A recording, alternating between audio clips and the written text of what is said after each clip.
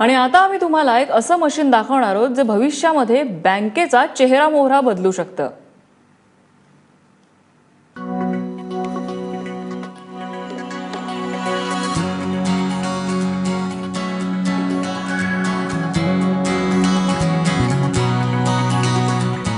ATM सारखी दिसणारी ही आहे स्वयंचलित मशीन, जी स्वतःहून एखाद्या बँक कर्मचाऱ्याचं काम करू शकते। बँकेतून पैसे काढणं आणि पैसे भरणं हे एटीएम सारखंच आहे।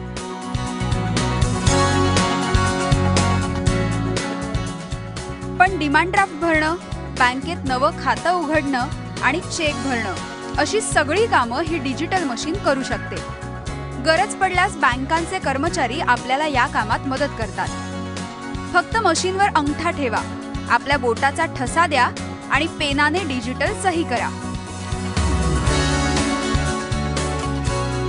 नया जो हम ऐड ऑन कर रहे हैं वो है टेलर, इंटरैक्टिव टेलर। जो टेलर आपका आज ब्रांच में बैठ के आपके साथ ट्रांजैक्शन करता है, कैश विड्रॉयल या कैश डिपॉजिट या आप बेरर चेक लेके जाते हो उसको एनकैश करते हो, वो सारी चीज़ें हम अगर जो एटीएम के ऊपर कर सकते हैं तो वो चीज़ हम देख रहे हैं। भारतात ही टेक्नॉलॉजी पहिल्यांदाच आली आहे आणि याचा फायदा फक्त बँकांनाच नाही तर ग्राहकांनाही होणार आहे। 2000 स्क्वेअर फुटांच्या जागेत काम करणाऱ्या बँकांना फक्त 500 स्क्वेअर फुटांची जागा लागू शकते। बँका 24 तास काम करू शकतील, म्हणजेच बँकांच्या सगळ्या सुविधा दिवस रात्र मिळू शकतील। बँक चालवण्यासाठी लागणाऱ्या खर्चातही कपात होऊ शकेल। एकाच वेळी अनेक ग्राहकांना सुविधा पुरवणं शक्य होईल। एकूणच या मशीनमुळे सुविधांमध्ये भर पडणार आहे। टेक्नॉलॉजीच्या मदतीमुळे सुविधा सुद्धा अगदी जलद मिळू शकतील। पण ग्राहकांची मागणी आहे की या मशीनचा वापर आधी सरकारी बँकांमध्ये व्हावा, जेणेकरून सरकारी बँकांमध्ये ग्राहकांना मिळणाऱ्या सुविधांचा दर्जा सुधारू शकेल।